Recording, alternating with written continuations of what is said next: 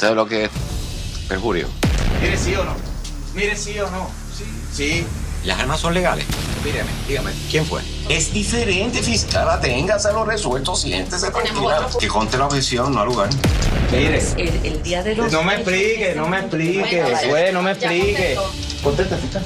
Eso no es correcto, eso sí. Usted dice que yo estoy mal. Pues, No, es que el récord entonces, está claro. acuda a acudir si usted dice que no estoy correcto. ¿Estamos ready? Estamos ready. Estoy aquí sentado con los dos abogados que se han quedado con las redes, además de los tribunales, con las redes de todo Puerto Rico. Buenas noches, Avich. A Carlos Rivera, mi hermano, Sí es. y Giancarlo Cartagena. Buenas noches. ¿Cómo se sienten hoy? Yo me siento nervioso, ansioso, loco por contar la historia. Lo que todo el mundo quiere saber. Vamos a arrancar este podcast con dos cosas que yo quiero hacer. La número uno es hacerle una advertencia a ustedes dos. Ok. Hoy vamos a hablar estupideces supervisadas. Yo digo las estupideces y ustedes me van a supervisar porque ustedes son los profesionales en esto. Dale. Bien, bien. Lo otro que quiero hacer es darte las gracias. Brother, te quiero agradecer porque estás en un buen momento mediático, lo cual todo podcastero quisiera aprovechar, pero tú tienes muchas opciones, porque todo el mundo te escribe, te llaman, tienes ese teléfono explotado. Y, brother, decidiste sentarte conmigo primero. La gente vio ahora el profesional que eres, pero yo creo que son pocos los que conocen tu calidad de ser humano que yo he tenido la oportunidad de conocerlo. Agradecido, brother. Así que gracias a ustedes dos por sentarse aquí. Gracias por la oportunidad. Vamos a empezar el podcast llorando ya. Esa es parte de la emoción de... Gracias por la oportunidad y nunca hubo duda, por lo menos de mi parte, en que la primera entrevista yo te lo dije, que te la iba a dar a ti y nosotros, tú sabes que somos de palabra. Así es. Y cuando digo nosotros, te incluyo. Claro. Así que nada, no hubo duda de que te iba a dar la entrevista a ti. Yo te dije que íbamos a hacer una serie de Netflix. Estamos aquí haciendo algo grande para dos personas grandes. Los bauticé como Jordan y Pippen. ¿Cómo se sienten? Y lamentablemente no podemos continuar el contenido sin antes saludar a la gente de Next Studios, un espacio creativo de alto nivel, reconocido como el mejor estudio en Puerto Rico, con unas facilidades profesionales pensadas para producciones que buscan la excelencia. Ahora sí podemos continuar. Bueno, pues por mi parte yo me siento con un peso, ¿verdad?, que fuera de mis hombros ya. Era una responsabilidad que cargábamos. Mi responsabilidad asistiendo a Adam. Así que ya de vuelta a la normalidad, seguimos trabajando, el trabajo no para y satisfecho con el trabajo. El caso tuyo. Sí. Pues mira, yo me siento, desde el día uno yo me identifiqué con Eduardo. Fue algo como, yo vi la publicación y antes de que me llamaran para representarlo, yo decía, ese caso tiene algo que yo entiendo que está raro y me siento con... Es una alegría interna, pero no es por mí, es por Eduardo. Lo que yo le dije desde el principio, cuando salimos de la corte, que me preguntaron cómo yo me sentía, yo digo, pues, yo paso a un segundo plano, yo me siento bien contento porque él se fue para su casa, una persona inocente. Sí, Que me siento alegre porque el sistema funciona. Y el sistema funciona porque una persona inocente se fue para su casa. Yo sé que tú, por tu calidad del trabajo, tú atiendes personas que no son tan fáciles. Cuando hablo de esto, tú sabes que Sí. lo que conlleva tu profesión, pero a mí me da mucha curiosidad porque este caso en específico, lo acabas de decir, tú me dijiste, tú tenías como, no sé si decir un presentimiento, le cogiste un cariño a este caso. Sí. Sé lo profesional que eres con todos tus casos. Claro. Pero en este caso, y dime si estoy erróneo, tú tenías una corazonada, ¿qué era? Tenía una corazonada porque vi que desde el principio, por la razón que fuese, vi como el Estado estaba utilizando la maquinaria de ellos, su maquinaria completa, para aplastarlo. Cuando no había necesidad, cuando yo entiendo que independientemente de los cargos que se le estén imputando a una persona, nosotros nos hemos caracterizado, cuando digo nosotros en la sociedad, de que se le vaya a dar, respetar el debido proceso de ley de cada persona. Y yo entendía que no se le estaba respetando a esta persona. Y eso me causó mucha suspicacia, mucha duda del sistema y de lo que estaba pasando detrás del sistema, de cuáles eran las razones por las cuales estaban tratando así a Eduardo. Este caso fue bien mediático y yo con todos los comentarios me he reído. Aparte de los memes, pero los comentarios, porque para mucha gente tú tienes 28 años, para otras personas tú llevas un año litigando. Tengo 25 tengo. Para otras personas tú saliste de cuando servicio, ¿cómo es que se llama cuando uno no tiene dinero para costear este tipo de servicios? Asistencia legal. Asistencia legal. Que son muy buenos abogados. Sí, claro, no estamos diciendo eso. Sí. Pero como la gente no tiene mucha información tuya, yo que te conozco sé que eres un abogado eres bien cotizado. Okay. Vamos a contestarle eso a la gente. ¿Quién es Adán Carlos Rivera? ¿De dónde tú saliste? ¿Por qué abogado criminalista y no actor o maestro? Pues mira, yo nací en Guayama. Yo nací en Guayama en lo que era el llamado en ese momento el hospital de área. En algún momento de mi vida, bien pequeño, nos mudamos a Cagua. Y ahí en Cagua, pues soy de Cagua, criado en Cagua, me siento cagüeño de corazón. Desde bien pequeño yo con mis hermanos, la discusión era, lo que dicen en casa es que yo no perdí una pelea. Entonces, todo el mundo sabía que yo iba a ser abogado. Y todo el mundo en la calle siempre decía, este nene no pierde una pelea. Y imagino que a Giancarlo le pasaba lo mismo. Yo, luego de eso, estudio, hago mi bachillerato, pero siempre tuve en la mente que iba a ser abogado. Okay. O sea, o abogado, como decimos en el barrio, en el campo. Yo siempre tuve esa vocación. Yo soy una persona que llevo 10 años litigando. Eso te iba a preguntar. Llevo 10 años litigando. Nosotros hicimos la práctica juntos. De ahí es que nos conocemos, que nos hicimos muy amigos, muy panas, muy hermanos, como decimos nosotros acá. Hicimos la práctica de la Sociedad para la Asistencia Legal, que aprendí un montón con ellos. Luego de ahí cogimos la revalida juntos, revalidamos juntos y después de ahí yo juramenté hoy y mañana ya yo estaba litigando. Pero literalmente, cuando digo mañana es al otro día, yo tenía un caso. Sí. Mortificando a fiscales. ¿Y por qué criminalista y no de familia? Me gusta mucho porque tengo la oportunidad de litigar todos los días. Okay. O casi todos los días. Cuando tú eres abogado criminalista, tú tienes la oportunidad de estar en la corte diariamente litigando las objeciones, argumentando, contrainterrogando. Esa es mi pasión. Yo le digo a los muchachos que a mí me encanta porque, por ejemplo, si a ti te gusta el baloncesto, te gusta la pelota, tú quieres ir todos los días a la cancha a jugar y te apasiona. O tú eres un gamer, te gusta meterte al PlayStation y jugar. Pues la abogacía, la litigación, para mí es eso, es mi trabajo, pero a la misma vez mi hobby porque yo me apasiona de esa manera que yo me entretengo cuando voy a la corte a litigar. Yo creía que en este caso era tu hobby molestar a la rubia que estaba por el techo. Limaris, ¿qué se llama? También añadirle eso. Sí. Ese es parte del proceso. Giancarlo, ¿y qué tú me puedes decir de eso, de por qué tu profesión? Pues mira, igual que Adam, desde chiquito siempre me decían el abogadito. Yo me metí en todos los problemas de las personas y siempre me vi como abogado. Estudié mi bachillerato en contabilidad, no comencé inmediatamente la abogacía y estaba muy bien en términos profesionales y todavía sentía esa espinita que estoy bien donde quiero estar, pero no soy abogado. Y tan pronto revalidé, conozco a Adam en la Sociedad para Asistencia Legal en Cagua, Felipe Vélez nos dio la oportunidad allí de hacer nuestra clínica.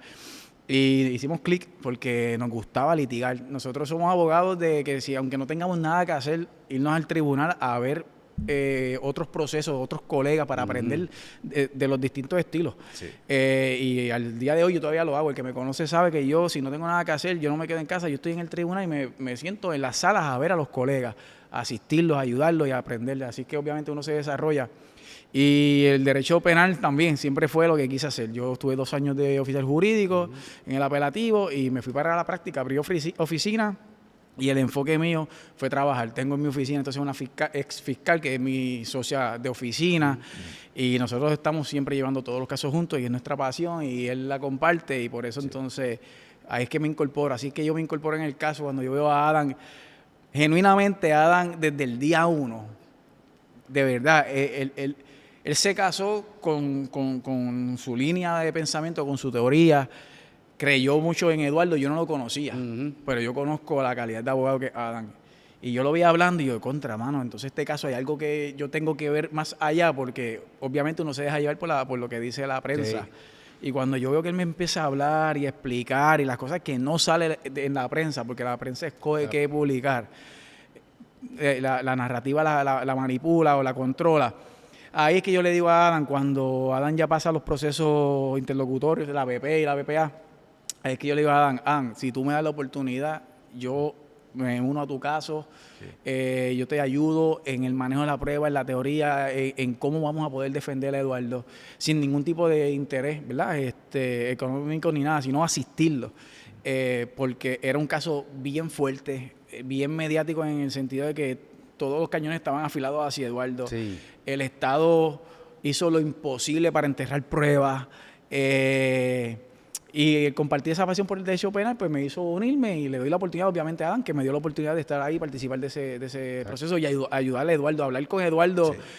Sí. La gente dice que ¿quién quiere a Eduardo de vecino? Yo lo cojo cómodo de vecino. De verdad que sí. Al que lo conoce, póngalo de vecino, porque yo no tendría ningún problema de tenerlo. Y eso vamos a estar hablando más adelante, porque mucha gente crucifican a alguien sin tan siquiera conocerlo. Sin conocerlo. Sí. Pero en este caso, que fue tan mediático, uno se divierte leyendo los comentarios. Puerto Rico está bien cabrón, como dice Bad Bunny, porque aparecen fiscales que no han estudiado, aparecen los abogados de las Facebook, redes, de los profesionales.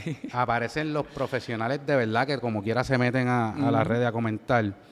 Y surgen muchas interrogantes. Por ejemplo, en este caso en específico hay mucha gente que dicen que lo que Eduardo Meléndez debió haber hecho fue quedarse en su casa, llamar a la policía y no salir a confrontar estos insultos, estas piedras que estaban llegando a su casa, este vecino amenazándote que te va a hacer, ¿verdad? X o Y cosas, sal, que vamos a hacer esto. Y yo les pregunto a los dos, ¿cuán amplia es la legítima defensa? Aquí en Puerto Rico es bien amplia y a nivel federal también. Yo he visto muchas personas, por no decir nombres, personas legas, cuando decimos legos, personas que no tienen conocimiento jurídico o de abogacía y abogados, que interpretan la legítima defensa bien restrictivamente o erróneamente. La legítima defensa aquí es bien amplia y si escuchan la última locución que yo hice, cuando estaba argumentando al final, yo cito los casos. Son los casos que expresamente ha dicho el Tribunal Supremo que son los que aplican y son los que están vigentes. O sea, son los casos vigentes que tú no tienes la obligación de regresar a tu casa cuando tú entiendes que hay un peligro inminente de muerte o de grave daño corporal. Tú puedes hasta perseguir el daño y mitigarlo. Cesar el daño, o sea, perseguirlo y defenderte y eliminarlo hasta que cese ese daño. Ajá. Y eso lo ha dicho el Supremo. O sea, y hay una progenie de casos que sustentan esa teoría. Aquí es bien fácil decir que él podía regresar a la casa cuando uno no está en esa situación. Y cuáles fueron las cosas que él vieron, cuáles fueron las cosas que él sintió y cuál fue la creencia razonable que él estuvo, que le estaba pasando por la mente, que es lo que te pide el estándar de la legítima defensa. Sí, porque hasta dije que iba a hablar de estupideces supervisadas por ustedes, pero hasta qué punto uno debe considerar que es una amenaza. Por ejemplo, tenemos a un vecino que está lanzando piedras a tu hogar, que todo el tiempo se vio que estaba armado y que podemos decir que está borracho. Sí, claro. Y aparte de eso, hay una... Él lo reconocía, borracho ya, porque anteriormente, en el caso no se habla de los eventos anteriores, porque eso es prueba de carácter y eso no entra en el caso. Eso no entra en el caso y abrir eso es peligroso porque se puede prestar para una muchas puerta cosas. Que no se debe abrir. Una puerta que no se debe abrir. Pero la realidad es que él conocía ya la voz del vecino borracho porque otras veces lo insultaba. Ajá. Entonces ya él conocía de por sí de que su vecino le estaba gritando de manera que estaba borracho, Sí. estaba en estado de embriaguez. Y tenemos que ver lo que nosotros argumentamos también, que lo discutimos mucho, es el punto de escalonado. Ujú. Esto fue algo escalonado, que fue subiendo todo el tiempo desde mínimo las 7 de la noche, que él fue tomando acciones, cuando digo él el Oxiso, Eso. tomando acciones para en todo momento escalar la situación. Ujú. La cantidad de palabras malas aumentaron, la cantidad de agresiones con las piedras aumentaron, la cantidad de gritos aumentaron, todo el tiempo fue aumentando, escalonado, hasta que llegó el momento de los hechos, todo ocasionado por él. Y yo entiendo que esta parte cuando él dice, esto se acaba hoy, Sí, esa parte para mí siempre ha sido bien chocante porque tengo a un tipo que posiblemente no reacciona a un vamos a hablar. Claro. El tipo no tenía esa actitud. Está armado, pero eso de decirme a mí, esto se acaba hoy, eso... Claro, eso influye en el estado mental de cualquier persona. Lo que sucede es que una cosa es lo que es la legítima defensa y otra cosa es, ¿verdad?, la parte subjetiva, cómo estaba pensando. Y hay que ver cómo estaba pensando Eduardo en ese Claro. momento. Y aquí lo que hemos hablado mucho es cómo una persona puede pensar que era legítima defensa, otra persona puede pensar que no. Y cuando uno lee los comentarios, ahí uno se da cuenta como que la opinión está dividida realmente. Está Aparte dividida. de los jury expertos que están ahora, ¿verdad?, haciendo este drama. Y al estar esa opinión dividida, ¿qué es eso? Eso es precisamente lo que hemos hablado. Esa es la duda razonable. Y el juzgador tiene que evaluar eso con todas las inconsistencias. Y si él tiene dudas, el juzgador puede tener dudas de si Eduardo en efecto se defendió o no. Y eso es duda razonable. Ya. ¿Se habrá defendido con toda la prueba que me falta? Yo tengo dudas si en efecto se estaba defendiendo. Hasta ahí, como quieres, duda razonable. ¿Ves? Entonces la gente quiere que Eduardo reaccione como ellos hubiesen reaccionado. Sí. Eduardo, yo hubiese reaccionado probablemente distinto. Claro. Sí. Probablemente hagan distinto. A lo Sí. mejor yo no me atrevería a salir conociendo quién es, viéndolo armado, viendo las griterías porque tiene audio las cámaras. Yo digo, yo no salgo. Pero eso no significa que cualquier persona tiene que aguantar, tolerar eso y no, ¿verdad?, enfrentar esa provocación. Sí, porque eso es una opinión moral. Lo que la gente está haciendo, eso no es una opinión legal, es una opinión moral. Y yo digo una opinión moral porque, como dice Giancarlo, quizás como tú reacciones o como tú recibas un insumo del vecino, tú digas, moralmente, yo veo al vecino que me tira piedra y yo entro. Pues perfecto, eso está bien y se te respeta. Pero Eduardo, con las cosas que vio, las cosas que escuchó, también tenemos que olvidar, no podemos olvidar que vio el arma, que el Oxiso se la cargó en la cara. Y quienes estaban en su casa también. Sí, y las personas que estaban en su casa, que él estaba protegiendo no solo su persona, sino las personas que estaban en su casa. Hay un montón de cosas que las personas, y digo las personas, algunos periodistas, algunos abogados, escogen detalles que le convienen para sustentar su argumento.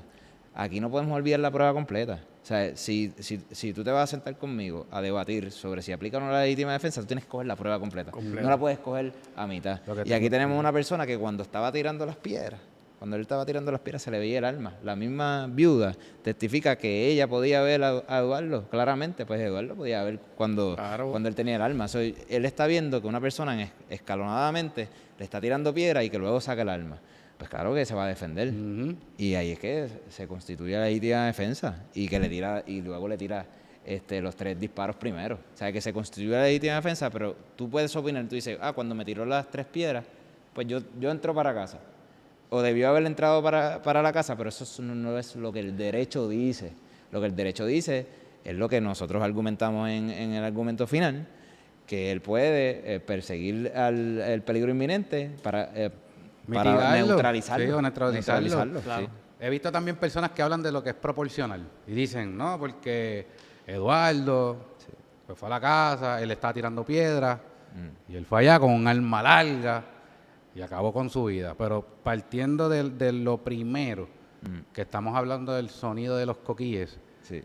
entonces si hablamos de proporcional, pues yo me imagino a Viqueira, que en paz descanse, poniendo una bocina más grande o una bocina y poniendo, qué sé yo, para casa el vecino, un perro ladrando o un grillo. ¿Eso es proporcional? Sí, es que lo que pasa, Javi, que para eso había unos remedios. Ujú. Para eso había unos remedios y hay unas cosas que hay un backstory a eso que podemos debatir, quién estaba mal como vecino, quién estaba agrediendo como vecino, pero hay que ir a los hechos.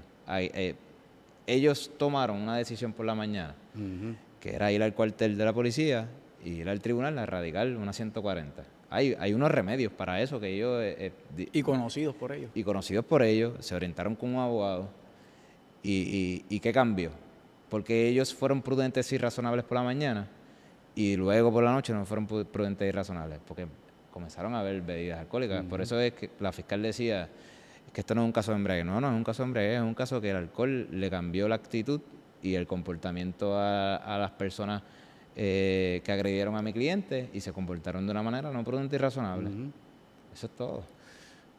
Yo siempre en el proceso me pregunto por qué el alcohol, digo, no sé, para mí que el juez entonces terminó considerando Claro, sí, lo que el consideró, alcohol, sí. ¿verdad? Pero ¿por qué Fiscalía se atreve a decir que el alcohol, que esto no es un caso de embriaguez cuando realmente tenemos una persona aquí que no estaba reaccionando? O sea, Cherry no estaba- picking. no estaba razonando. Cherry picking. O sea, que ella realmente cree que si él llega a estar sobrio, él hubiese lanzado piedra. No, cherry pick.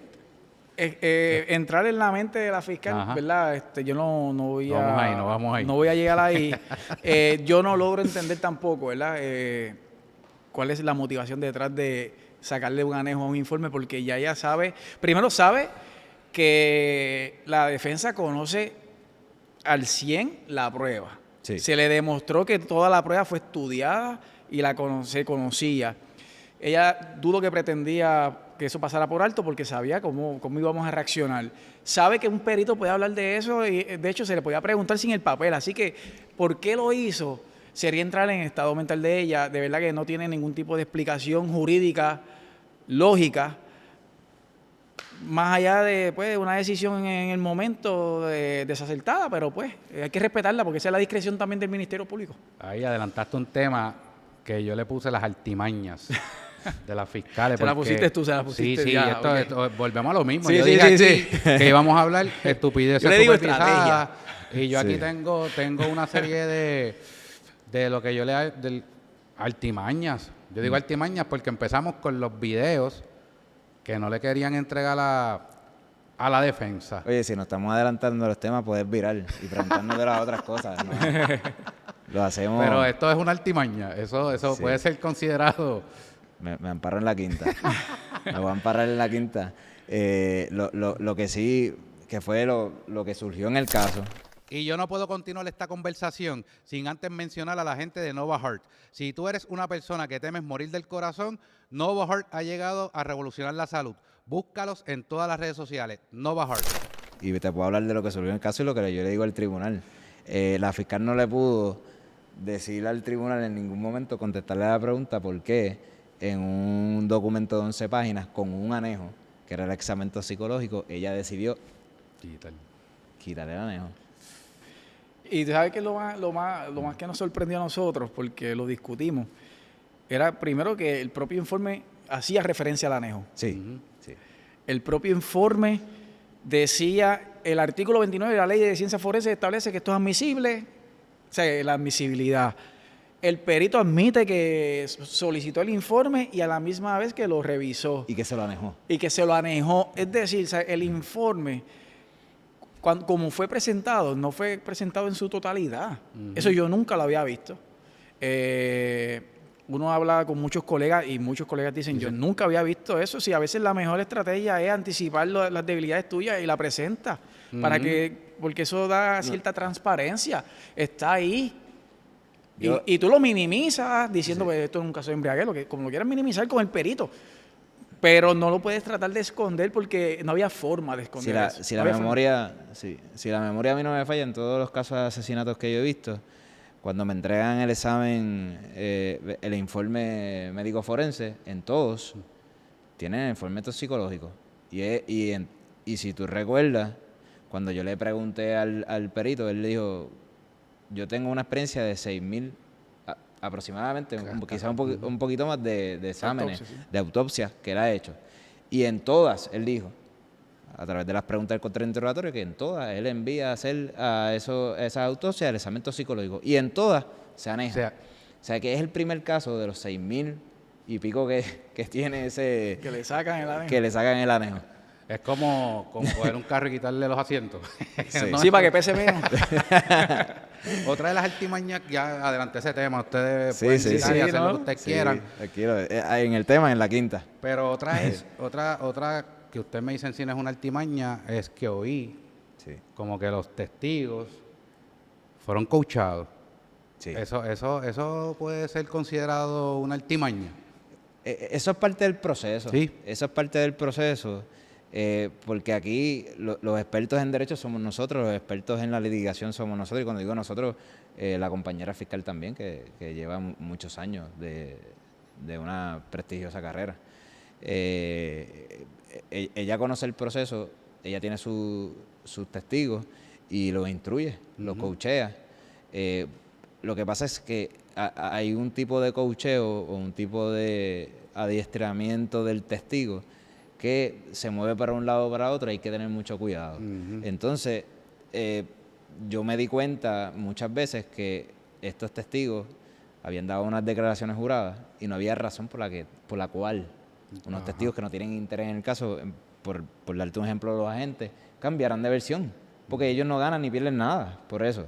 Entonces, cuando tú leías la declaración jurada, por darte un ejemplo, en el caso de uno de los agentes que dice que mi cliente obedeció instrucciones todo el tiempo y lo puso en la declaración jurada, y los testigos antes de declarar propiamente, sentarse allí bajo juramento, le entrega la declaración jurada para que refresque en memoria. Eso es una costumbre que lo pueden hacer, eso es parte del proceso. Y leíste eso, y como quiera te sientes allí, cuando la fiscal te pregunta, tú dices que no obedeció instrucciones. Pues eso es una estrategia de un coacheo. Para favorecer la estrategia o por dónde iba la línea de preguntas. Por del dónde Ministerio llevar Público. por dónde Claro, llevar que me llevarlo. convenga. Sí, sobre Sí, la imagen llevarlo. de Eduardo, tratarlo de pintar como una persona que no estaba o agresiva o que no estaba siguiendo instrucciones cuando las instrucciones eran hasta confusas. Uno le gritaba levanta las manos y el otro decía al piso. Uno lo llamaba Viqueira, entonces... Y cuando tenía te- que empezar a cuando hacer te- jumping Él, jacks. pues él no sabe a quién le Sí. hago caso. Cuando estás entrando, él dice al piso y tú puedes observar en el video que automáticamente la gente hace Exacto. hacia el piso. Sí. Pues él está obedeciendo. Lo que pasa es que le dio la instrucción de al piso. Mira, te da tiempo, tú estás parado y yo te digo al piso, Sí, sí. te da tiempo a llegar al piso. No te da Te tiempo. vas a tardar. Hay Te que vas a ser tardar, lógico sí. también. Sí. Este proceso, sí, podemos decir proceso, ¿verdad? Este caso Sí. se basó en 3 etapas. Vista preliminar, ustedes me corrigen. Vista preliminar, Antes de eso, 4, la regla 6. 4, Se incluye. regla 6. vista de causa probable para arresto. Ajá. Pero ahí no éramos abogados de Eduardo. No era el abogado. Ok. Sí. Esta es la BP. Esa es la regla 6. Ok, regla 6, BP, que es vista preliminar. Vista Ajá. preliminar, que es la regla alzada, 23. La que alzada. fue cuando el Estado trató de, ¿verdad?, subir el delito. El Trató y delito. lo logró, subir el delito de atenuado a segundo grado. Y luego juicio. Y juicio, que fue etapa. Voy a hablar de BP y alzada. Sí. Todo el tiempo oí decir arma larga. Ajá. Arma larga, arma larga, arma larga. Sí. Pero de momento pasa algo que en el juicio ya era una pistola compuesta. Eso fue otra artimaña, utilizar o hacer Sí. la cosa más grande para... No se rían. Sí. No, y eso es detalle porque yo en la BP no estaba, pero sí lo vi obviamente en los clips. ¿De cuál te hablo primero? ¿De la BP o de la...? La que tú quieras. Ok, pues mira, en la BPA, porque fue el problema o la estrategia Comenzó ahí. La artimaña. del ministerio, la estrategia del Ministerio Público de traerlo de arma larga vino en vista preliminar cuando entró la fiscal Cobian al caso.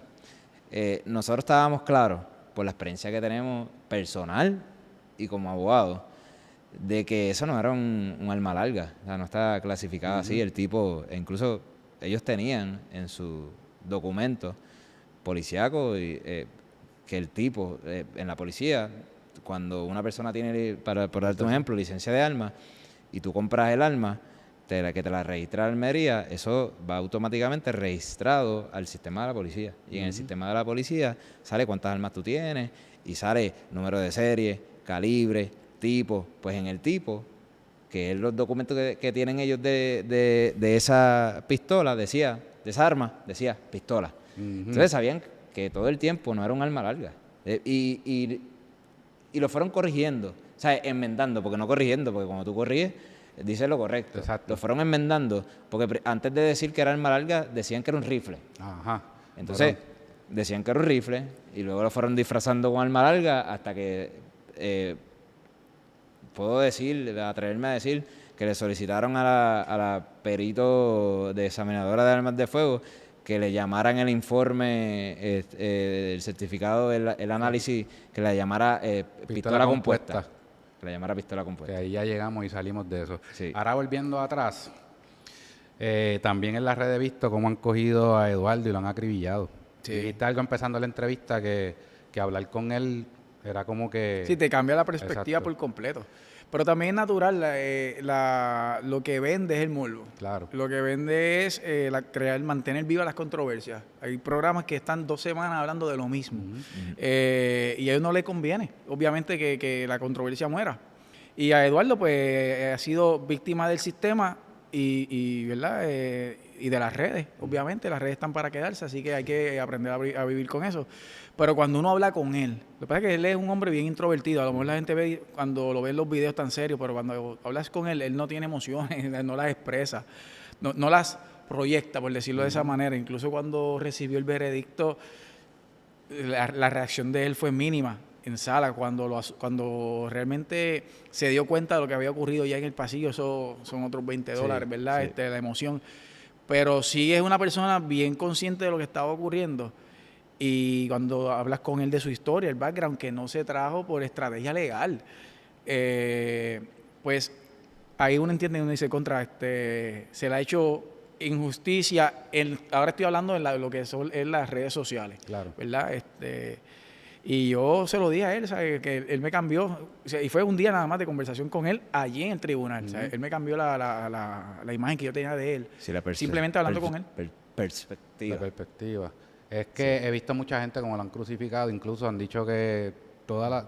Todas las acusaciones que le ha hecho de la otra parte, Ligón, toda esta Imagínate. ¿verdad? Acusaciones que le han hecho, pero nadie que yo haya visto tiene una evidencia de eso. Ujú. No. Y cómo rápido lo clasifican como un Ligón, Claro. como un tipo difícil. Javi, No, es no lo la conoce. costumbre. Ajá. Y aquí quizás me quito el sombrero de abogado y te hablo como persona normal, secular de Puerto Rico. Nosotros tendemos a juzgar por el que dijo el otro. Aquel dijo que esto es un ligón, pues ya nosotros no, ese tipo es un ligón. ¿Sabes? Y cuando hablo así, hablo de la sociedad. Sí. Es normal que las personas escuchen algo, escuchen a fulano y a mengano, salir en un programa y sacar un titular, decir, mira, esa persona estaba ligándolo. Entonces, pues todo el mundo le empieza a decir ligón. Por darte un ejemplo, puede ser otra cosa. Y las personas llegan a una conclusión sin que esa persona que le está diciendo lo que le esté diciendo tenga pruebas, Ujú. lo pruebe, porque los tribunales son para eso. ¿Sabes? Los tribunales son para que se prueben las cosas. Entonces, al cliente nosotros no le querían dar esa oportunidad.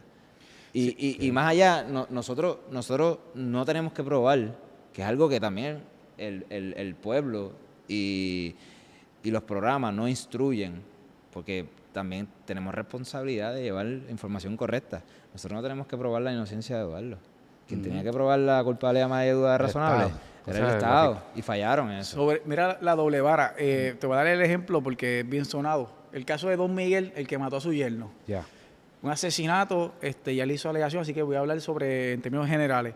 Pero la prensa y muchas de las personas que tienen influencia en la opinión lo pintaron como un héroe. Y le dieron, ese sí tenía licencia para matar a su yerno, que no fue en el momento que estaba agrediendo a su hija. Y ese era el héroe. Sin embargo, esta persona es el malo porque la prensa sí lo decidió. Y cuando digo prensa me refiero a distintos medios, ¿verdad? Mayormente digitales. Así que la doble vara es lo que ocasiona esto, pero los procesos se litigan en el tribunal. Donde nosotros teníamos que hacer un trabajo fue donde se hizo en el tribunal. Y el juez, a base de las preguntas de ley de la estrategia, pues compró la teoría de la duda razonable, porque es que aquí todo el mundo tiene que tener duda de lo que pasó, porque es que no se nos presentó toda la prueba. Sí. Yo tengo varios puntos duro que quiero hablar. Además y de que se probó la legítima defensa. Sí, pero que ustedes rompen hablar. Yo voy a decir algo de eso ahora que me pueden caer chinches. Pero por eso que empiezo a tener esta conversación con ustedes y yo tengo un orden aquí, pero es que ustedes tiran líneas donde yo tengo que salir porque dicen que él tuvo siempre la intención de matar a Viqueira. Ajá. Pero yo veo en los videos una provocación que lleva bastante tiempo. Veo un tipo que sale en pantalones cortos, que sale, sale descalzo. Lo vi descalzo. Sí. Que sale primero, mira, ve y vuelve y entra. Y esa realmente es una intención de matar a alguien. Entonces me pregunto yo. Otra observación que tengo es que nosotros vivimos en una isla donde voy a hacer una aseveración, puede ser esto, que no tengo exactamente la data, pero yo me atrevo a apostar o a decir que más de un 80% de los crímenes violentos no se resuelven. Ustedes me pueden corregir. Si esa es la data, está por ahí. Puede ser. Crímenes, no la tengo, pero es alta. Es alta. Sí, es algo que en Puerto Rico sabemos que todos los años te dicen, van 300, yo no sé cuántos asesinatos y cuántos resuelven. Claro. ¿Cuántos resuelven? Entonces, a mí me vendieron este tipo con sticker de Punisher, con el rifle, con el tipo que planificó algo, que el tipo es bien inteligente porque es macabro. Y yo digo, ¿y en serio a él se le ocurre provocar a un biólogo con sonido de los coquíes? Este tipo que a lo mejor pudo planificar otra cosa, a lo mejor pudo coger al tipo afuera, a lo mejor pudo planificar un asalto. Ese soy yo. Sí. No necesariamente, ¿verdad? Pero pudo hacer tantas cosas cuando hablamos de que siempre tuvo la intención de cometer un crimen. Claro. ¿Me entiendes? Y ahí yo digo... Que nunca la hubo, Javich. Nunca hubo intención de... El diminor de mi cliente siempre fue un diminor tranquilo, pero preocupado porque se estaba cuestionando porque estaba siendo agredido. Entonces escaló tanto que llegó el momento que en su mente él pensó que su vecino lo iba a matar. Y cuando llega en ese momento, pues el ordenamiento jurídico te da el permiso para poder defenderte, eso es todo. O sea, pero aquí no hubo cintila, y cuando es cintila es un poquito. No hubo ni un poquito de evidencia de que mi cliente tuviese intención de matarlo, una premeditación. E incluso cuando llegamos al juicio, no está el asesinato en primer grado, que es el del que tú estás hablando, esa intención, esa premeditación. Aquí no pasó eso. E incluso en vista preliminar, lo que hubo fue una determinación de asesinato atenuado. Luego, un juez que yo entiendo que erróneamente, totalmente, lo elevó a asesinato en segundo grado, pero nosotros entendíamos que era un error completamente en derecho. Por lo menos yo así lo entendía. Nunca lo había hecho público, pero yo entendía que en la vista preliminar el juez crasamente se equivocó. Pero nosotros no utilizamos las mociones dispositivas porque nosotros entendíamos que no se debía eliminar prueba ninguna, porque esa prueba debía ser utilizada en el juicio para que el juez viese todas las etapas en donde los derechos de mi cliente fueron violados. Y donde el debido proceso de ley fue violado, y donde la investigación fue mancillada, y donde los agentes hicieron las cosas como no las tenían que hacer. Y todo eso fue como cuando en los muñequitos nosotros vemos que tiran en la montaña de nieve una bolita pequeña y cuando llega abajo es grande. Pues eso fue lo que pasó en este caso. Si realmente tenía la intención de matar a Roberto, yo creo que desde el momento que se abre la puerta de garaje, él sale disparando de lado. Él sale sin arma de fuego. Él sale para allá disparando de lado porque él está loco por hacerlo. Sí. Pero no fue así. Mira, yo no sé cuántos casos has podido ver de los televisados, pero... ¿Cuántas vistas? ¿Cuántos casos has podido, y te hablo a ti, ¿verdad? En tu carácter personal, que hayas podido ver de los televisados de asesinatos de aquí o fuera de Puerto Rico? ¿En qué caso la defensa estipulaba? Yo no te voy a decir el 100% de la prueba, pero el 90% o más de la prueba nosotros estamos estipulando. Nosotros en ningún momento intentamos suprimir pruebas, que teníamos muchas pruebas. Esos videos entraron porque nosotros queríamos que se vieran. Claro. Porque allí no se sentaron las bases para admitir ninguno de esos videos. Y eso era conveniente para el que está buscando esconder algo. Claro. Le estamos diciendo que entre todo, el arma de fuego, entre todo, fue ocupada ilegalmente, que entre, porque los videos hablan por sí solos y la mejor prueba es esa. Porque con los testimonios sabíamos que le iban a tratar de cuadrar la teoría a la determinación inicial, que fue una conclusión de que hay un muerto, vamos a acusar al que sobrevivió, porque a alguien hay que acusar. Sí. Sí. El manejo de la prueba fue tan malo y el manejo procesal de la evidencia dentro del juicio fue tan malo Errático. que fue errático. Errático. Que nosotros cuando estábamos sentados, y me acuerdo tener esta conversación con Giancarlo, una preocupación genuina, y digo, Giancarlo, yo creo que estamos en peligro de que los videos no entren. Y nosotros queremos que el pueblo de Puerto Rico vea los videos. Nosotros queremos que el juez los vea. Ahora mismo esos videos son inadmisibles. Esos videos en estricto derecho no entraban. Si nosotros si nosotros sometíamos una moción de supresión de evidencia antes del juicio, esos videos no entraban. ¿Por qué no entran? Porque no hay una cadena de custodia confiable, no hay una confiabilidad de cuándo se ocuparon. Había unos documentos que decían que fueron ocupados en un momento y que fueron entregados en otro. Había un documento que decía que se le había entregado ese video a Evelyn Maldonado, y cuando tuviera el recibo de evidencia digital nunca se le entregó a ella, fue otro agente que nunca apareció allí. Pero yo veía cobiando todo el tiempo, ¿sabes? Como que tratando de mostrar esa línea del manejo, como que, y seguía trayendo muchos testigos fueron para hablar porque de eso. Nosotros no teníamos, porque nosotros queríamos que entraran. No le pusimos el pie, como decimos en la calle, para que eso no entrara. Nosotros queríamos, y llegó el momento en donde fuimos tan efectivos mostrándole al juez que esa evidencia era evidencia mal obtenida, que nos preocupó porque queríamos que entrara, y entonces acá, y eso es el backstage ya, diciéndote cómo estábamos pensando. Ya eso es una artimaña de ustedes, papá. Porque se iba a ver mal que nosotros procuráramos que no entraran los videos. La gente que va a decir, y ahí es donde está la prueba, ellos no quieren que entre. Y aparte de lo procesal, de lo que dice Adam, si te fijas en los clips, en el juicio, ninguno de los testigos de la cadena de custodia se sentó a decir, aparte de hacer extracciones, pues yo observé esos videos y que pudiera autenticar el contenido de esos videos. Y de repente se acabaron los testigos que podían decirlo, porque nadie había visto los videos. Sí. Y nosotros nos preguntamos, diantre, ¿y ahora cómo esta gente va a entrar esos videos si queremos que entren? Y si te fijas, en uno de los clips sale que el mismo juez nos dice, usted no va a tener objeción que eso entre, y nosotros no, juez, sin reparo de la defensa. El juez quería verlo. El juez quería verlo, todo el mundo quería verlo. Nosotros queríamos que se vieran y que se escucharan, porque nosotros siempre... Esa fue nuestra teoría. Y sosteníamos y sostenemos que los videos hablaban por sí solos y respaldaban y exculpaban a Eduardo. ¿Es correcto que un agente investigador llegue a la escena de crimen con un culpable en mente? Un agente investigador. Con un culpable sí. Con un sospechoso, las reglas le dan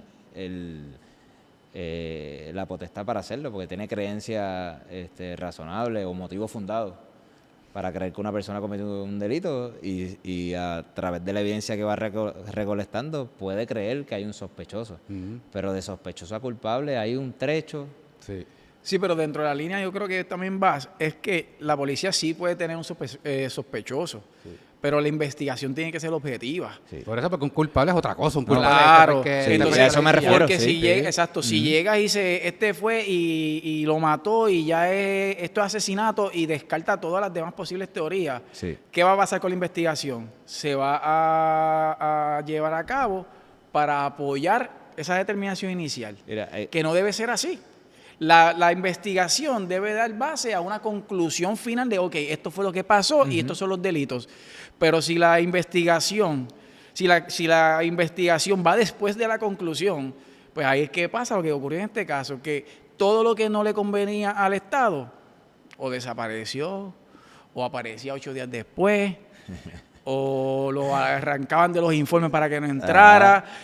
Cuando uno ve que el Estado objeta su propia prueba, sus propios testigos, sus propios documentos, sus propios videos, Y ellos los objetaban cuando los queríamos utilizar, pero si es que la prueba es tuya, ¿por qué no quieres que se vean? Sí, una cosa bien importante de lo que tú estás diciendo y que me acordé de las cosas importantes en derecho. Si una persona, por ejemplo, tú tienes un sospechoso y el sospechoso confiesa, como quiera, el Estado tiene la obligación de traer prueba independiente para sustentar esa confesión, y se llama para corroborarla. Por lo tanto, ni con la confesión de la persona, solamente sometiendo la confesión completa, un juez puede encontrar culpable más allá de duda razonable a un acusado. Tiene que el Estado corroborar esa confesión. O sea, tiene que traer una investigación coherente que sustente lo que dice esa persona en esa confesión. Imagínate. O sea, que ni la persona hablando, solamente con eso, tú no puedes encontrar culpable a nadie. Es que tienes que traer pruebas. Se me hace, cuestionable porque si tú estás llegando a la escena de crimen, yo creo que lo primero que tú vas a buscar son testigos oculares. Sí, claro. Todo lo que pueda, ¿verdad?, tener visión. Sí. Entonces tú llegas y la cámara que tiene la mejor visión dejó de grabar, pasa lo que pasa. Es que eso no, Javi, es que eso no lo... dos cámaras. La investigación fue tan deficiente, que si tú recuerdas, hay dos testigos bien importantes en este caso. La agente Rosimari y la agente Maldonado. La agente Rosimari dice que cuando ella va a hacer las extracciones, ella no verifica el contenido de esos videos. Pues tú dices, pues está bien, porque ella es la de servicios técnicos, la de CRADIC, que hace las extracciones, esa es su función. Pero debe haber una agente investigadora leading que le esté diciendo, o sea, la que dirige la investigación, le está diciendo, mira, tú vas a extraer estos videos. Y ella dice que la agente Maldonado en ese momento examinó los videos en la casa. Y uno dice, pues lo examinó y escogió los videos. Luego la agente Maldonado se sienta bajo juramento y dice que eso no es cierto, que ella no examinó los videos en la casa, que los examinó en la comandancia. Pero el error es peor, porque como tú, de 15 cámaras que tenía la residencia del Oxiso, tú seleccionas las cámaras que ellos seleccionaron, que hay una controversia entre si fueron 4 o fueron 5, tú las seleccionas sin tu ver el contenido. ¿Cómo tú sabes si el contenido es pertinente o no? Si es culpa, sin culpa, si te va a dar un sospechoso, si te va a ayudar a probar la culpabilidad más ayuda a razonar a una persona, si tú no viste el contenido de los videos. Entonces cuando te llevan los CDs que extrajeron, que tú no viste allí, que tú mandaste a extraer esas cámaras sin verlo, tú no sabes lo que estás extrayendo, cuando llega a la comandancia que la examine, no están los hechos. Pues eso es una locura. Eso yo no había visto nunca que pasa. Eso yo nunca había visto que una agente investigadora hiciera, y cada cual tiene su libro, pero los agentes que yo he visto, muy buenos agentes, examinan por lo menos parte del contenido para ver que los hechos están ahí. Mira, ahí están, en esa cámara, en la 1, vamos a la 2. Mira, en eso también sale otro ángulo. Qué bien. Vamos a la 4. No, ahí no hay nada. Dale fast forward a ver si se me perdió algo. No, ahí no hay nada. Pues está bien, la podemos dejar. Mira, vamos a la 7. Ahí sí sale, dale. Y selecciona. Hace una debida diligencia de qué prueba escogerse y qué prueba no. Ella dijo, estas son las cámaras que yo quiero. Y nunca entró al contenido. Y cuando fue a la comandancia a examinarlo, no estaban los hechos. Esas son cosas incongruentes que me hacen seguir preguntando cosas, como por ejemplo, entonces llego a la casa donde veo el Oxiso tirado ahí, que estas cámaras me pueden dar una mejor visión y yo me enfoco en llevarme el DVR de la casa de allá que posiblemente no tenga la visión que yo necesito. Sí. Eso también. Sí. Claro. Sí. Y más allá, y luego de haber hecho 3 extracciones mínimo, 2 la primera agente, después 7 días después otro agente, y en ninguna de las 3 extracciones ves el video. Y aunque sea tarde, pero no se llevan el DVR, y nosotros, pues también no se lo llevaron. Cuando sale la perito de ciencias forenses que dice que tiene las herramientas para extraer los videos disponibles y los no disponibles. Accesible y no accesible. Utilizó ese término. Entonces nos miramos como que, o sea, el Estado tiene la forma de... La capacidad. El mecanismo, las herramientas. No tiene que subcontratar. Aquí no es un asunto económico, es que tiene las herramientas para estudiar ese DVR, a ver qué pasó con ese video, porque a cualquier persona con 2 dedos de frente va a decir, contra una cámara está bien, pero 2 cámaras que apuntaban más o menos para las mismas áreas, ninguna grabó esos segundos, eran 4 segundos, básicamente, del incidente. Y vas a justificar que eso es por los estruendos de los disparos, cuando no tienen sonido, cuando están incrustadas en el cemento. No perciben audio. Cuando no perciben audio. Cuando en ocasiones el que tiene cámara sabe que ese tipo de sonido lo que hace es activar el sensor de movimiento por la vibración, en vez de apagarlo. Y entonces el juez no se la compró, el juez lo dijo en varias ocasiones que eso le causaba suspicacia porque esa era la mejor prueba, la imagen. Yo creo que le explicó a Cobian varias veces. Sí. Le dijo, fiscal, sensor, movimiento. Sí, ese perro la mordió varias dejó veces. de grabar. Sí. ¿Y usted quiere que yo me conforme con eso? Sí. Pero es importante, esa parte que explica Giancarlo, el Instituto de Ciencias Forenses de Puerto Rico tiene la capacidad de, si un agente con 2 dedos de frente hubiese dicho, yo fui 3 veces a extraer los videos y no salen los hechos, pues razonablemente yo puedo decir, aquí pasó algo. Ponle la explicación que sea, pero pasó algo.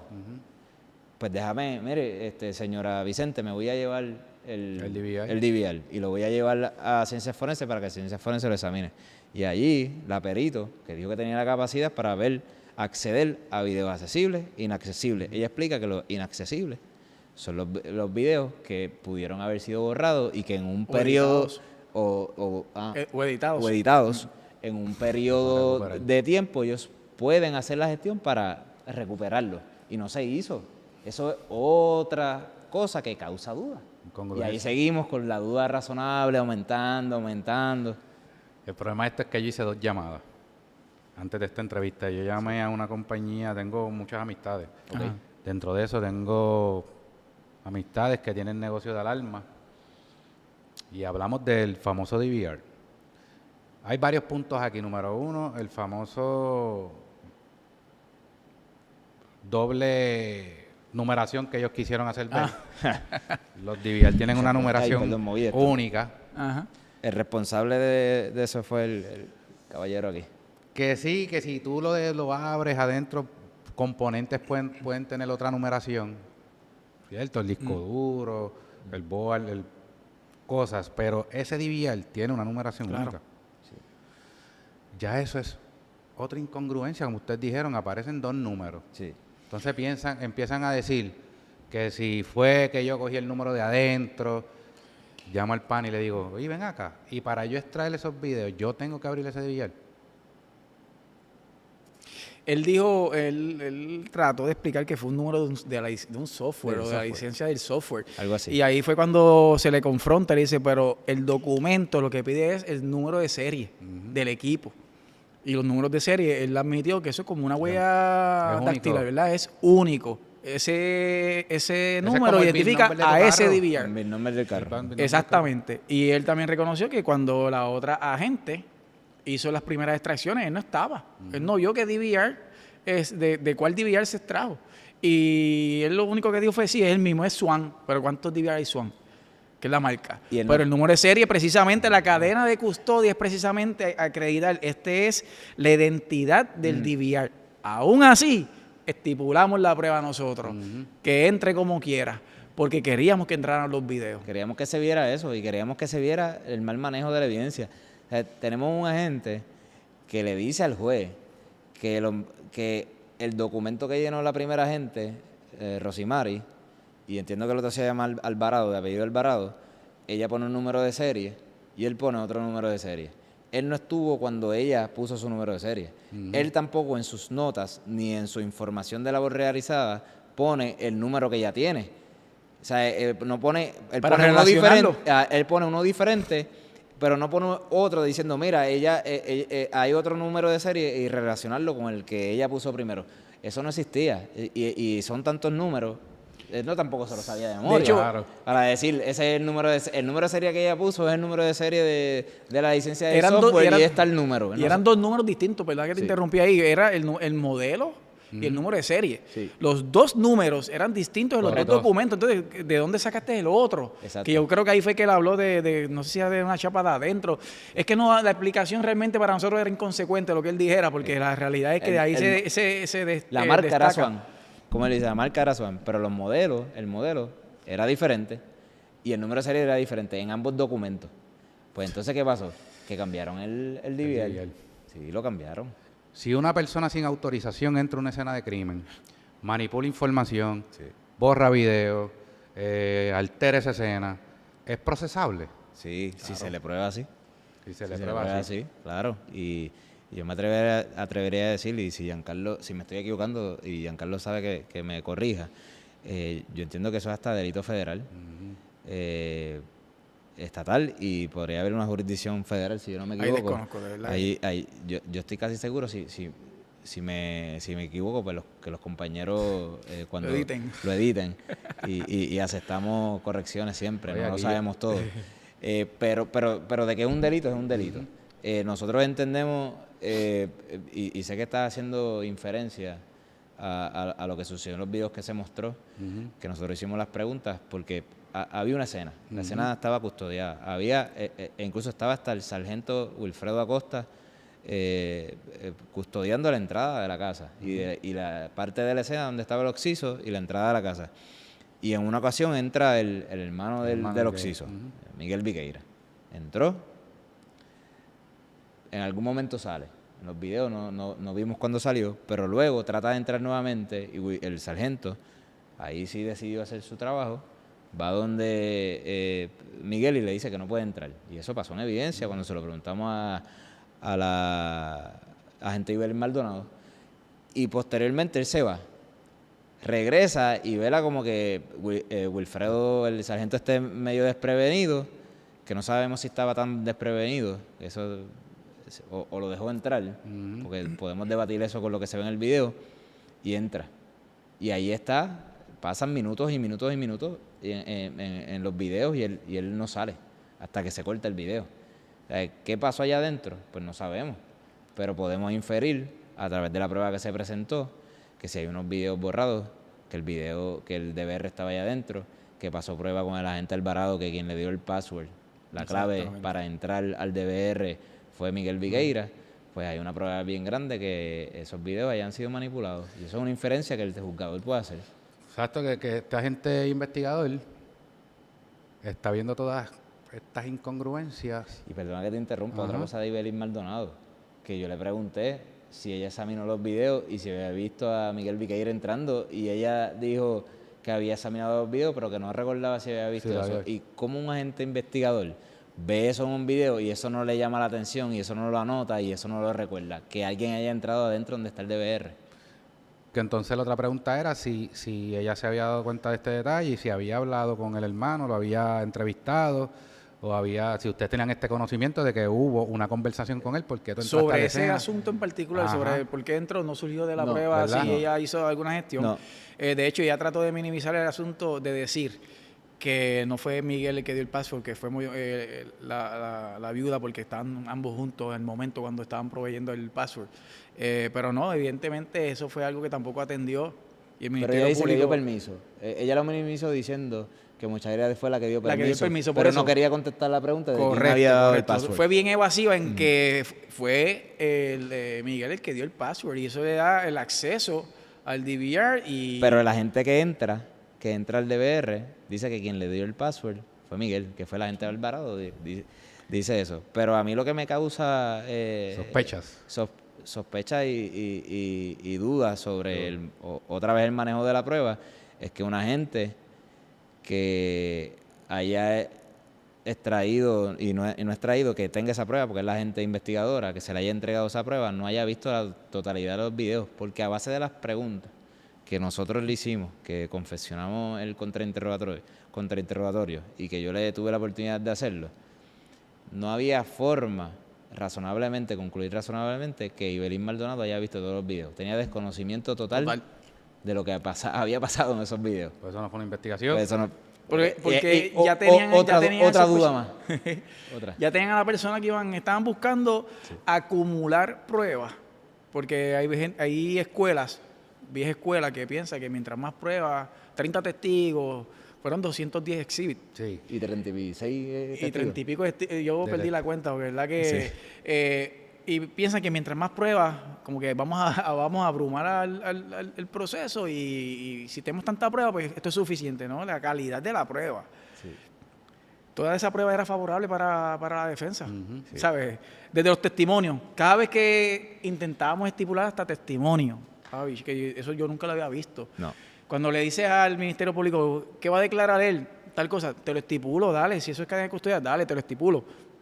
No, quiero pasar la prueba. El juez se lo dijo. Digo, no me hables de prueba acumulativa cuando usted es la primera que lo está haciendo. Las permitimos todas. Ajá. Se sienta a declarar, ¡pum!, el primer disparo en el pie, que nos miramos como que esto acaba de pasar. Y es al momento, porque nosotros no teníamos a lo mejor la idea de esa línea de preguntas y de repente nos abren unas puertas y cada testigo que se sentaba ahí cogía su cantazo porque es que el mal manejo de la prueba y la falta de preparación al momento de sentarse a declarar, porque los testigos tienen que saber lo que van a declarar. No es mentir, es saber y repasar la prueba. Y si hay debilidades, yo pienso que tú las adelantas como en un directo. Sí. Tú adelantas tus debilidades y las explicas porque... ¿Cuál es la frase? No me expliques. No me explique. En el cross no vas a explicar, no hay forma. Un abogado criminalista lo vas a distinguir porque no te va a dejar explicar nada. Ni tu apellido si lo dijiste mal. En el directo, no en el redirecto, porque en el redirecto estás reaccionando. En el directo, tú anticipas las debilidades y las explicas. Sí. Esto que estábamos hablando son las incongruencias en cuanto a la investigación y me queda una. Te quedan 50. No, pero por lo menos menos la más importante. A mí para que no me... Una en esta parte para que no me destruyan en las redes. Sí. A mí me queda una y es la de los casquillos porque si algo yo vi de la casa de los Viqueira es que Mochaira le gusta su patio y esta vuelta. Y por tal razón yo vi que ese césped estaba bien bajito. Sí. ¿Por qué los casquillos no pudieron ser encontrados esa noche? Hay que preguntarle. Mira, los investigadores forenses, y quiero empezar por ahí para preparar el terreno para lo que voy a decir. Los investigadores forenses están preparados con unos adiestramientos que ellos cogen para poder encontrar evidencia en casi cualquier superficie. Que yo quiero... La fiscal inferior como que eso era grama y como era grama era difícil. Tú sabes, nosotros hemos tenido escenas que han sido en el monte y encuentran los casquillos. En el monte. Y cuando digo monte, campo, tú sabes. Y en una grama que allí ellos tenían las linternas, que habían 2 examinadores que lo hicieron, hicieron la forma de búsqueda lineal. Que ellos mismos, prueba de ella, del Ministerio Público, dice, allí no se nos quedó nada. Ellos lo dijeron. Nosotros estábamos seguros, y ese fue categóricamente, nosotros estamos seguros que allí no se quedó ningún casquillo. Que nosotros buscamos y casquillos allí no habían. Y expandieron la escena también en la búsqueda. Y expandieron la escena en la búsqueda. Y entonces eso es otra cosa que te pone a ti a pensar por qué, por lo menos uno de los investigadores forenses llevaba más de 500 escenas. Investigando, o sea que tenía vasta experiencia. Y estaba era todoterreno ya. Claro, todoterreno. Todoterreno. Y entonces, y voy a usar una hipérbole, en un patio 2x4, se te van a perder 3 casquillos. Eso no, y este es un juez de mucha experiencia que cuando veía esa prueba, pues yo decía, yo no me la creo, que llevo muchos años menos que el juez, pues yo digo, este juez no se va a creer eso porque eso no se lo cree nadie. Y entonces después viene este caballero que alegadamente ocupa los casquillos 8 días después, que lo llaman a las 6 de la tarde y va a las 10:30 de la noche a ocupar los casquillos. Entonces la fiscal lo quiere justificar como que hay poco personal, pero es que en ningún momento llamó a su supervisor. Tú puedes decir, hay poco personal, esa excusa tú la podrías traer si tú dices... Pues él llamó a su supervisor y el supervisor le dijo, resuelve cuando pueda. Pero no le dio ni la oportunidad al supervisor de mandar a otro personal. Eso no pasó. O sea, esa excusa tú no la puedes traer porque es que no hiciste la diligencia de comunicarte con tu supervisor. Y más aún, y Y se te olvida algo bien importante, lo de los informes de incidentes. Ujú. Lo de los informes de incidentes, esos casquillos en un informe de incidente estaban. Y cuando va otro informe de incidente, No están. no están. Y quiero dejar bien claro que los informes de incidentes, tú haces el primero y pones toda la información 1, 2, 3, 4, 5. En el segundo, Vas a añadir eso. que dice 1, 2, 3, 4, 5 y si Y pusiste 6, 7, 8. Exacto. Y entonces en el próximo dice 1, 2, 3, 4, 5, 6, 7, 8 y si pones 10 y 11, se lo pusiste Así que no nuevo. es como se dijo en el informe de cierre del Ministerio Público, que es que en el otro informe se pone la información nueva nada más. No. Eso tiene un historial narrativo. Una historia del narrativo previo. Y no se supone que se edita, que se elimine. Si se elimina, tiene que La se fecha tiene de que los explicar. casquillos. Sí, perdóname. Y la fecha de los casquillos fueron ocupados el 23 de julio. El informe incidente decía la fecha de los casquillos el 21. Pues tú puedes decir, pues fue un error clerical. Quizás puedes decir eso. Pero ¿qué explicación tú le das que esa información fue sometida el 29 de julio Ujú. al informe de incidente y en el próximo informe de incidente que tú sometes, que es el 1 de agosto, los casquillos no están?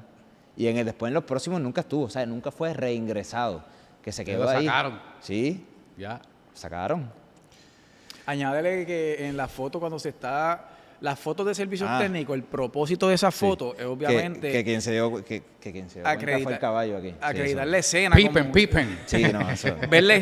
perpetuar esa escena. Es como que, mira, estamos aquí y se está ocupando, pero antes de levantarlo, servicios técnicos que tienen una sola función, que es perpetuar esa escena, toma fotos desde lejos, mediano, cerca. En esa, ahí yo le digo a Adán, aquí las fotos están en los casquillos en una grama, en cualquier grama de cualquier casa en Puerto Rico, porque no identificaba de dónde salía. ¿Y cuál fue el juez le tuvo que preguntar? Obviamente en el cross se le hizo, pero el juez se quedó con duda y le preguntó a gente, pero fue que nadie le dijo que tomara fotos.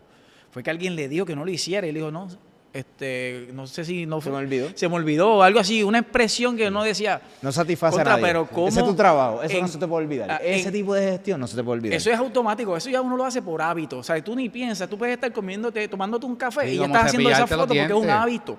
Unos reflejos Pero condicionados. imagínate que tú me contrates en un caso y yo esté defendiéndote y tú me dices, oye, Dan, tú no jetaste. Y yo te digo, ay, se me olvidó. O no Imagínate preguntaste tú. en tu turno de contratorio. Yo tenía que preguntar, no, se me olvidó. Pregunto mañana. Sí, porque algo crucial. Sí. Y en la cadena de custodia más todavía, volvemos, eso podíamos hasta objetarlo hasta la admisibilidad. Sí. Pero obviamente nosotros queremos que se sepa si esos son los 3 casquillos que salieron del arma del Oxiso.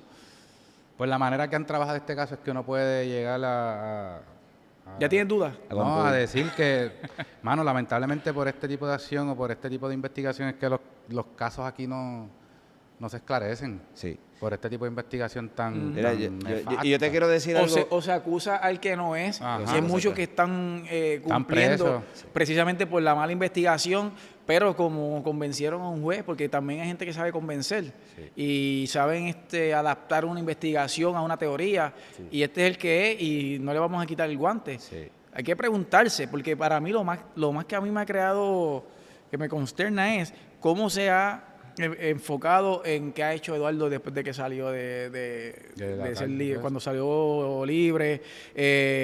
Obviamente le están dando un foro a la familia, que eso también se respeta, pero ¿dónde está la fiscalización al Estado? Ujú. Todo lo que salió a relucir de que cómo se manejó desde Nadie ha el fiscalizado al día Estado. uno. Nadie. Los felicitamos, hicieron un excelente trabajo. La jefa de fiscales, ¿verdad? Los felicita, excelente trabajo. El que está mal es el juez. Pero, ¿no viste el juicio? Que ahí vamos más Eso es adelante. bien preocupante. Cuando uno hace Un las caso cosas tan mediático. cuando uno hace las cosas en la litigación de manera incorrecta o errónea, por ejemplo, si yo me preparé de manera no correcta y cometí errores, el primero que lo tengo que reconocer soy yo para Claro. poder mejorar. Entonces, y quiero dejar esto bien claro, hay excelentes investigadores en la policía, Ujú. hay excelentes policías, conozco muchos de ellos, son mis amigos, Ujú. y investigan de una manera correcta y adecuada. debe O sea, esto no es que pase todos los días, pero pasa mucho. Y es bueno que, no es bueno que haya pasado la tragedia, pero sí bueno que el pueblo de Puerto Rico haya tenido la oportunidad de ver que los casos son mal manejados, que son mal investigados, que son mal sometidos Por la y prisa. por la prisa y que salen impunes porque nadie fiscaliza. Por ejemplo, la prensa se ha enfocado en el fallo del juez y en criticar al juez, que hizo su trabajo correctamente y fue tremendo en su trabajo. Y nadie de la prensa, además de la prensa, una que otra prensa digital, ha criticado el proceso de cómo se hizo ese caso. No lo han hecho, no han fiscalizado el Departamento de Justicia, no han fiscalizado a la Policía de Puerto Rico. Pero entonces hablemos del juez. ¿Ustedes qué me pueden decir de él? De lo que conocen de él y si es ético. Sí, Decirme una opinión o sí. decirme si él es... Mira, al juez nosotros no lo conocemos, no tenemos amistad Ángel con Yamona. él. Sí, Ángel Yamoda. Yo había litigado con él una sola vista de supresión de evidencia. Había tenido la oportunidad de estar en sala con otros compañeros míos viendo el juicio, que uno, como dice el compañero, nosotros somos unos fiebros, y entramos y vemos el caso que sea para poder aprender, lo habíamos visto. Pero el juez se manejó de manera magistral. O sea, entonces tampoco podemos decir que buscar la perfección en nadie, porque si tú buscas mi litigación, lo más seguro yo cometí 50 errores, quizás más. Bueno, esto tiene que ser alguien que sepa, porque nosotros lo vimos bien cabrón. Lo que te quiero decir es que gracias. Lo que te quiero decir es que Es que nadie... yo sé que no te gusta. No, lo que te quiero decir es que nadie es perfecto. Ajá. El único perfecto es Dios. Y entonces, que si el juez se puede equivocar en una que otra cosa, pero cuando tú evalúas la totalidad de su ejecución, fue una ejecución magistral. El juez lo hizo de una manera magistral. Llevó el caso, escuchó la prueba, le dio la oportunidad al Ministerio Público de someter su caso, no obstaculizó la presentación de pruebas. Los que objetábamos éramos nosotros, porque nosotros teníamos, si vieron el caso, nosotros en mayoría de los casos, y yo reto a cualquier fiscal, que diga que las objeciones que yo no hacía no eran conforme a derecho. Porque todas eran conforme a derecho. Tú puedes decir que, en base a tu opinión legal, porque el derecho va para un lado y para otro, tú puedes decir que yo no tengo la razón porque tú entiendes que legalmente la tuya es mejor y que la mía no es correcta. Sí. La tuya es correcta y la mía no. Pero tú puedes decir que yo el fundamento lo estoy utilizando y que hay una progenie, una cantidad de casos que me dan la razón en cuanto a lo que yo estaba argumentando o estaba objetando. Pero el tú decir que todo el tiempo fue lo que dijeron los fiscales, que se les obstaculizó el proceso, que no se les dejaba someter la prueba, como dice Giancarlo. Todo entró, toda la prueba entró. Nosotros estipulamos pruebas y de toda la prueba que no estipulamos no tuvimos reparo ninguno para que entrara. Es que ahí incluso el informe de toxicológico, mira si queríamos que entrara a prueba, que se les olvidó un anejo, le dijimos, fiscal, aquí se te quedó uno. Mira, pero Javi, sobre el juez, yo nunca había tenido experiencia con él. Era el primer caso que litigo con él, pero a mí lo más que me preocupa es el ataque al sistema judicial. Con él tú dices con el juez. Con el juez. O sea, yo nunca había litigado con él. Era mi primera vez, pero a mí, sobre todo, nosotros vamos a respetar el fallo, estamos acostumbrados a fallos adversos. Claro. Nosotros, por lo menos Adán y yo y muchos abogados que conocemos, respetamos el fallo. Y si hubiese venido otro fallo distinto, que era el que todo el mundo esperaba, lo hubiésemos respetado. No hubiésemos estado de acuerdo, pero lo respetamos. Pero atacarlo y convertir esto ahora en algo hasta político. Cuando uno lee las cosas que empiezan a mezclar la política, que si es que es PNP versus un ambientalista que es de independentista, entonces siguen socavando la confianza de las personas en el sistema judicial. ¿Y qué va a pasar? Esto se convierte en el viejo oeste. Porque le estás diciendo a las personas, la misma rama ejecutiva está atacando la rama del Poder Judicial y le están diciendo ya no se puede confiar en el Poder Judicial. Pero entonces, ¿en qué sociedad vamos a terminar? ¿Me entiendes? Tengo que interrumpir este contenido para mencionar a la gente de Home Security Windows and Door. Puertas de garaje, tormenteras, ventanas y mucho más. Búscalo en todas las redes sociales. ¿Cualquier abogado puede llegar a ser juez? Bueno, en teoría sí, porque tiene que cumplir con unos años de práctica. Hay unos requisitos. Sí. Hay unos requisitos.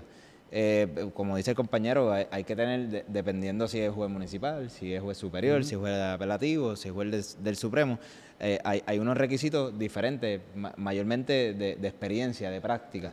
Se te hacen unos análisis, se te investiga tu vida, buscan hasta debajo de las piedras, a ver si tú eres una persona ética, porque una cosa es que te nominen, y una cosa es que te vayan a confirmar porque encontraron que tú eras de X o Y de manera. O sea, que el carácter, y cuestionar el carácter de un juez sin evidencia ninguna es la irresponsabilidad más grande que yo he visto en los últimos tiempos sobre la crítica de la rama judicial.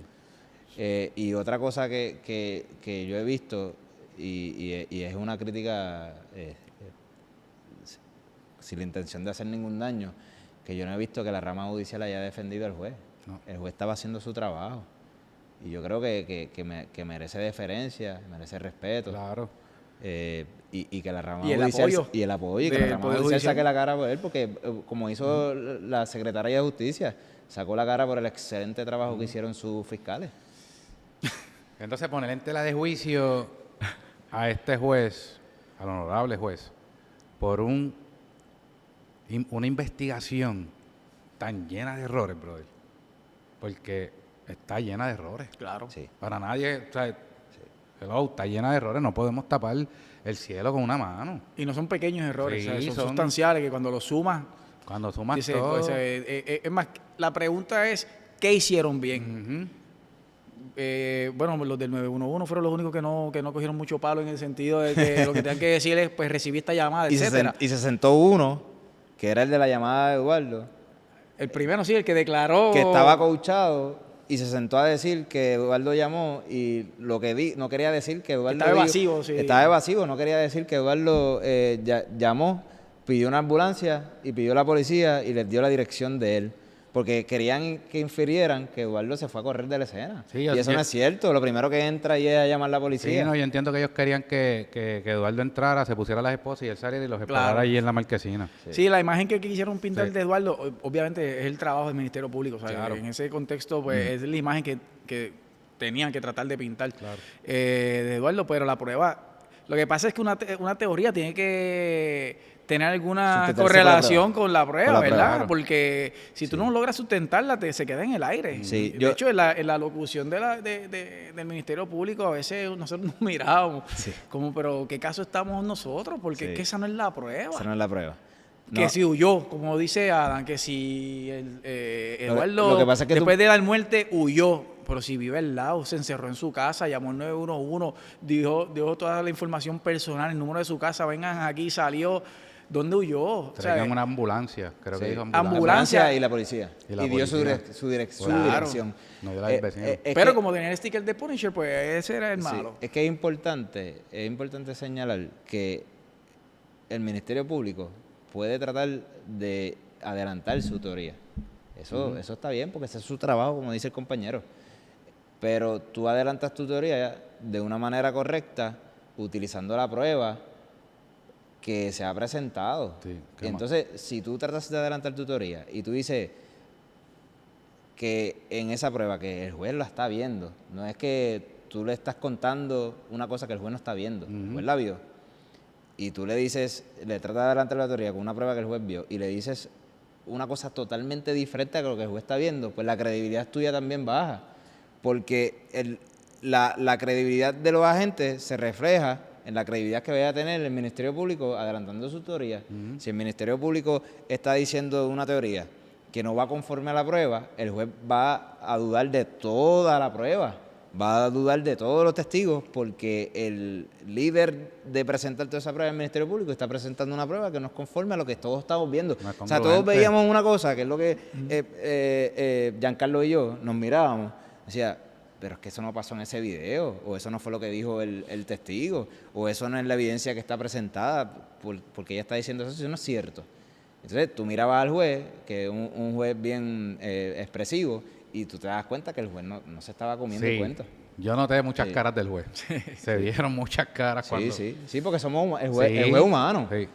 Lo que el pueblo de Puerto Rico tiene que entender, que el juez, que tiene una capacidad los jueces tienen una capacidad bien grande para ser un ente imparcial, pero también son humanos.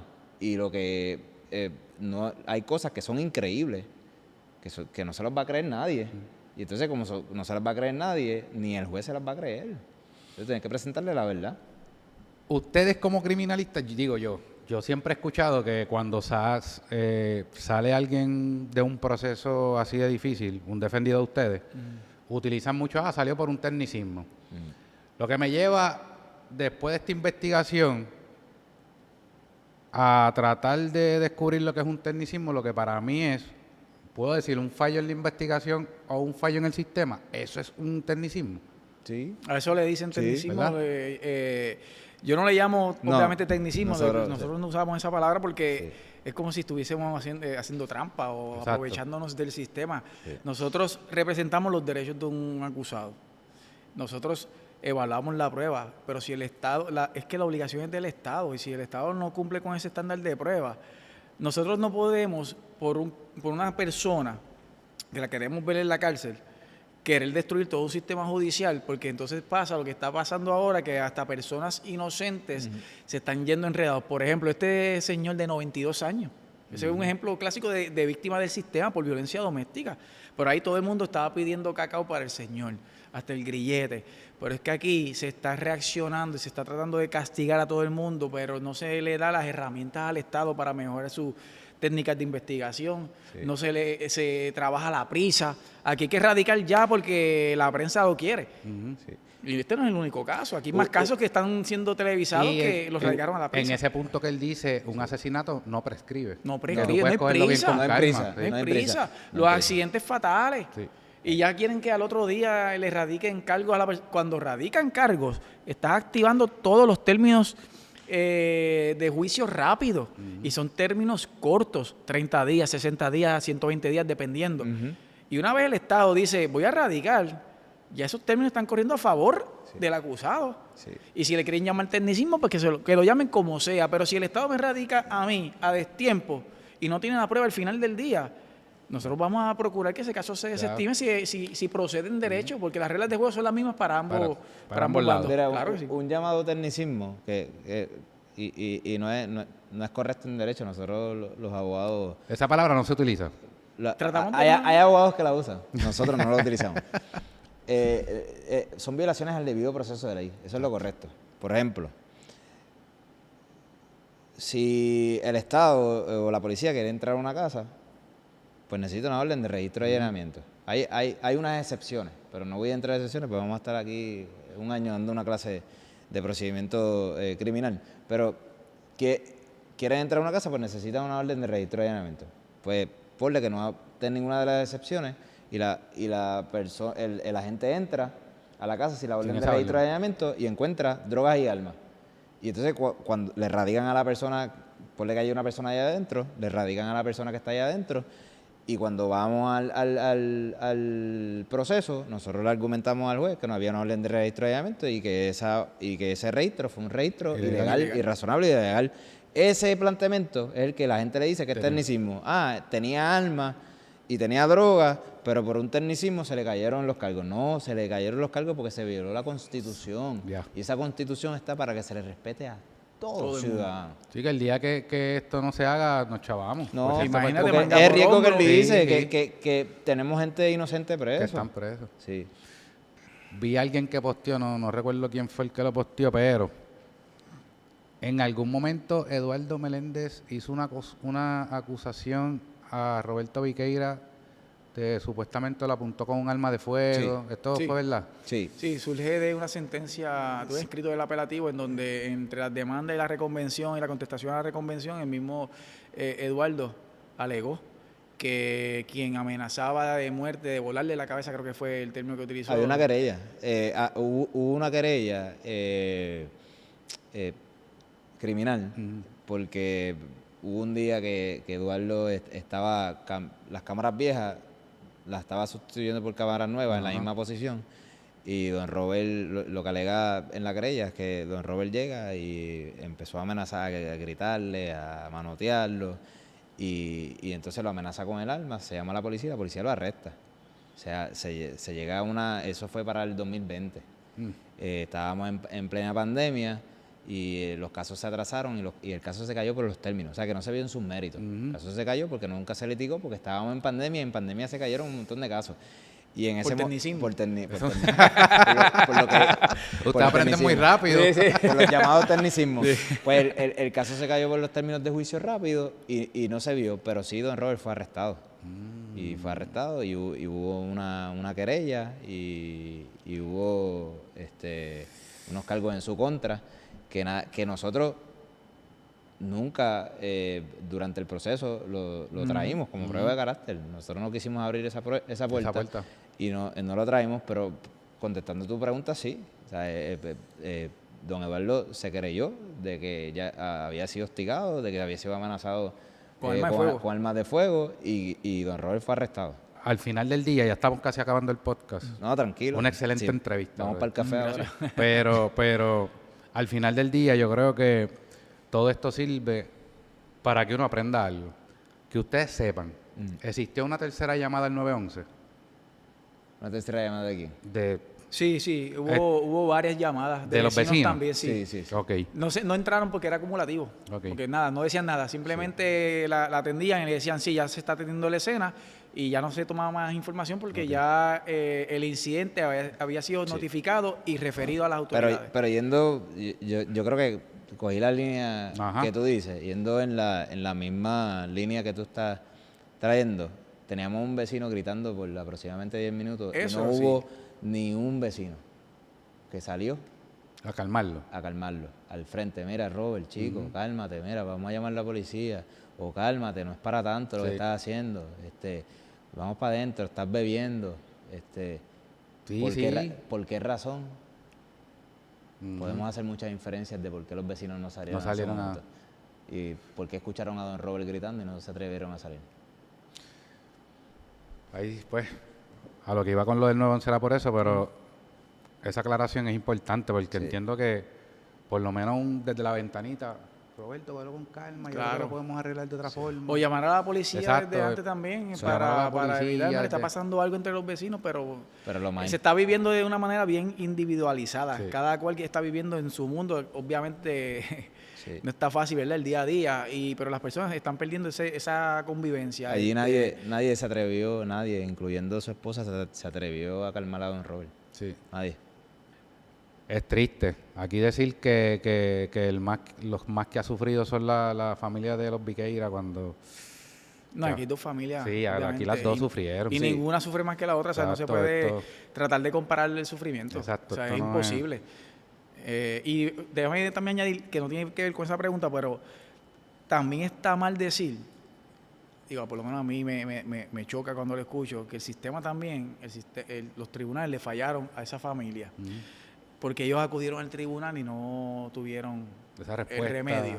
Tuvieron respuesta. Lo que pasa es que... Tenían razón. O sea, tampoco le dieron la razón. Entonces, ¿qué vamos a decir? Que todos estos jueces que no le dieron la razón tienen algo en contra de esa familia. O sea, uno plantea lo que uno cree que es correcto.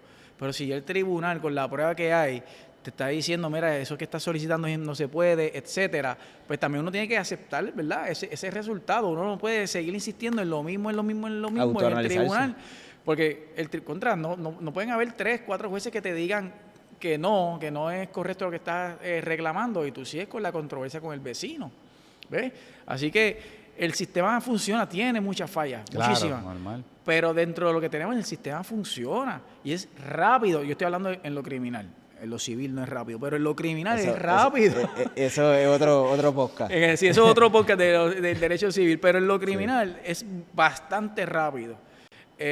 Así que no se debe atacar al Poder Judicial, porque es lo que tenemos. Hay que confiar, porque si no, esto va a ser el viejo oeste y aquí entonces no hay quien viva. Y ya de por sí es difícil aquí vivir. Otra cosa que es importante es saber que este caso, a lo último, fue bien mediático. Sí. Y yo quiero que pase un técnico, que hay una página que se llama Reel and Clip, y yo creo que esta persona es un duro compartiendo todos estos clips. Sí. Y yo creo que él quiere decir algo. Primero que nada, los felicito. Gracias. Gracias. Pippen y Jordan. O sea, Pégate más, amigo. ok, los felicito. Pippen y Jordan, no hay break de eso. Dos cositas, y esto es bien importante. Los medios, y yo creo que lo mencionaron los dos, básicamente casi siempre tiran para formar el morbo y la cuestión, y a veces tiran las cosas como no son. Y nosotros como medio digital, estábamos viendo cómo estaba corriendo el proceso del juicio y eso, y estábamos analizando los números que no estaban, eran poquitos números en términos de views. O sea, que no estaban viendo, la gente no estaba viendo lo que estaba pasando. Y dijimos, contramano, vamos a meterle mano a esto, vamos a hacer reels, que los reels son bien importantes. A toda la gente que tiene medios, el reel, cuando tú haces un reel, el reel lo ve todo el mundo. Okay. Y cuando el reel lo comparten, pues se triplica. Claro. Y pues nos metimos en esto y mano, pusimos la cosa a moverse. A correr, sí. La pusimos a correr. Nos dimos cuenta. Sí, no. No había forma de abrir las redes que salieran todos los reels uno detrás del Nos otro. dimos cuenta. Y se lo agradezco a un montón de gente que compartieron el contenido, inclusive páginas que están más que la mía, que aunque no me mencionaron, pero como quiera, ya tú sabes, tuviste que cogerla de nosotros. No te vayas, porque y tenemos que hablar ahorita fuera de cámara, porque entonces directa e indirectamente tú eres el responsable de mis memes. De los memes. Tú eres el culpable de que yo esté vendiendo más chicken y sellando techo. Y haciendo propuestas de matrimonio. Chacho, Sí. pero nada, lo bueno Bailando es que... como Michael Jackson. Sí. Y lo bueno también es que trajimos otro tipo de percepción, porque al principio, como le estoy diciendo, que fue bien marcado como que el lado del Viqueira, el santo.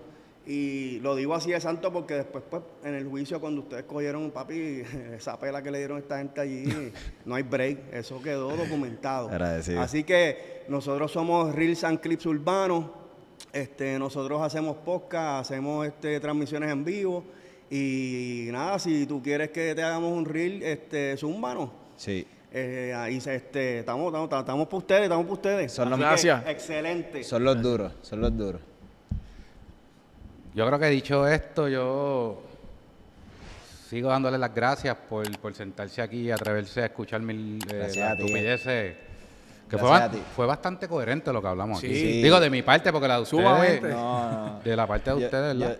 Yo te quiero dar las gracias porque además de que nos invitaste, nos diste la oportunidad de entrar en una conversación honesta de por qué pasaron las cosas y independientemente tengas o no tengas la misma opinión que nosotros con el fallo,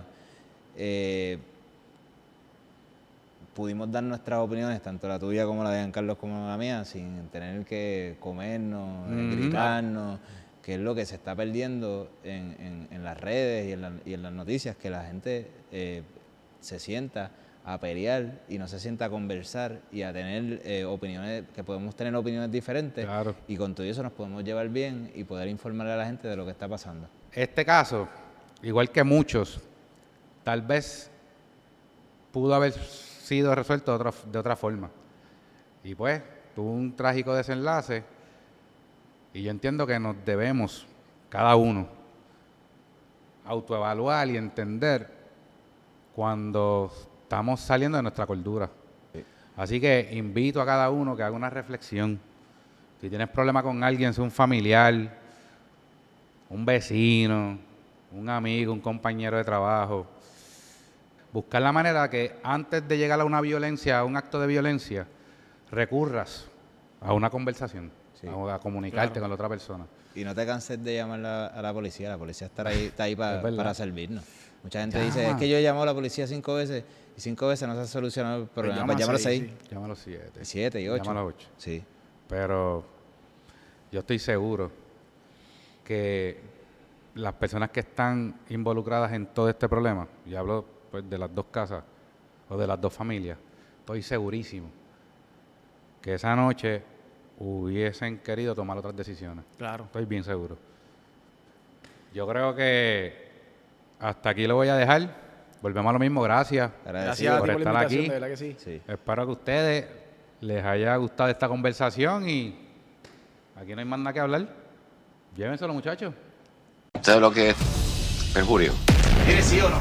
Mire, sí o no. Sí. Sí. ¿Las armas son legales?